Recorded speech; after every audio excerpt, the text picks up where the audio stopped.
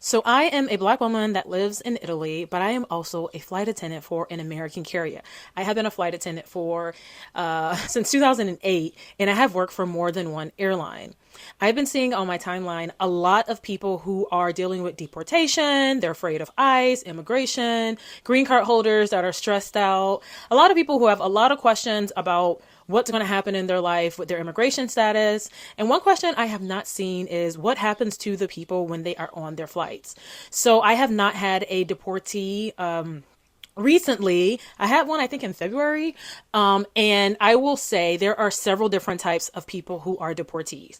There are, of course, violent criminals or whatnot that are being deported back to their homeland, or I don't know if they're flying to a country for, like, to be go through the process of the court process or whatnot.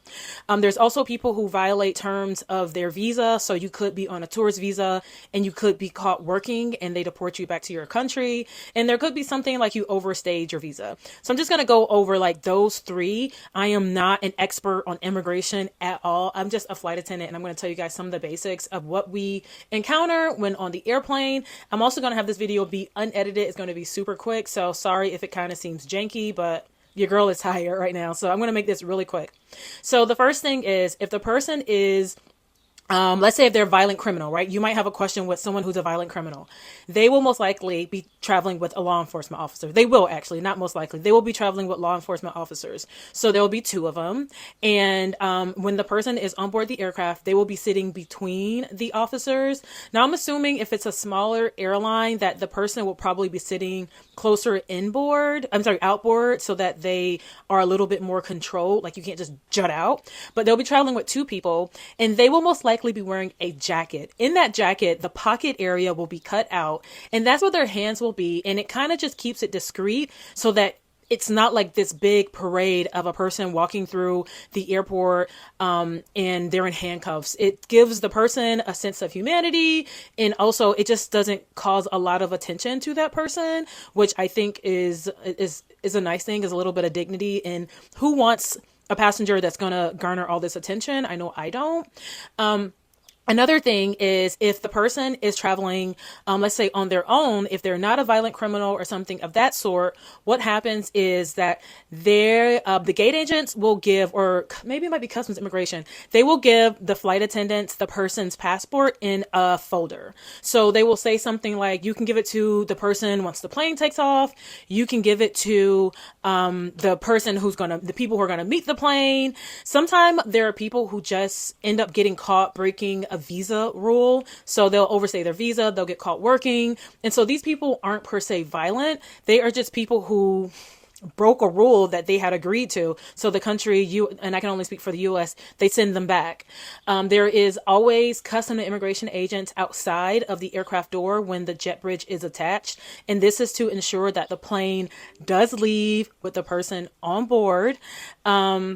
And as a flight attendant, what happens on board, right? Can the people drink alcohol? No. If it's an international flight, do we feed them? Do we serve them? Can they have headsets for the television? Yes, we treat them like normal people. We are not there to judge them. Although, there are times where the person who's on the plane did something horrible. And how do you know they did something horrible? Well, sometimes there are people who are in the news.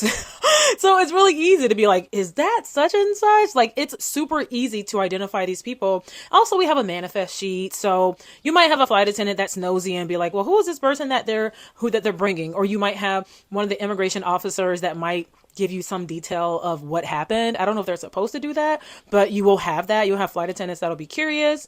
Sometimes you'll have an officer. If it's a long flight, you might have one officer that falls asleep.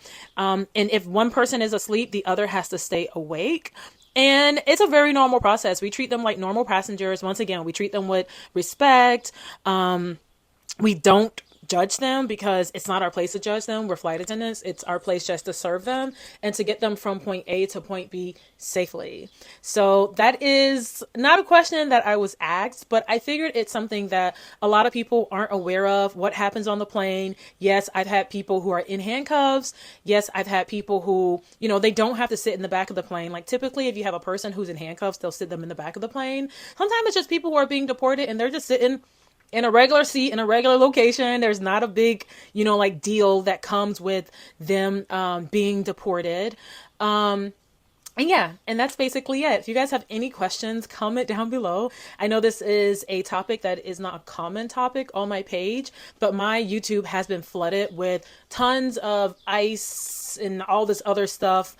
And so I figured I would just give you guys maybe a little bit of comfort for some of you who might have family members who are who are being deported. Because from what I understand, and this is only from what I understand, I'm not really sure. These are people who are being deported like they've been caught. I don't know what the process is if the person is self-deporting, but this is the situation that I've encountered on a commercial airline, bringing people back to their home country. I will also say that I've been a passenger before on another carrier, on a foreign carrier, and I have seen people being deported on there as well. And I feel that as a crew member, you kind of can spot certain things that let you know, like, this person is maybe a criminal, especially if they're a criminal with law enforcement officers.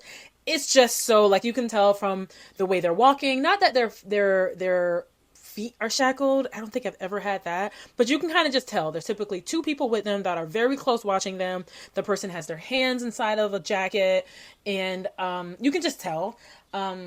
Anyway, I'm sorry, I'm blubbering. If you guys have any questions, comment down below. I hope this makes you all feel better about your family member who might be going through this particular situation. As flight attendants, we try to treat everyone with respect and love, and you never know the reason for a person traveling. So we try our best just to give everyone a pleasant experience and provide them with dignity and comfort. So I hope that helps. Ciao!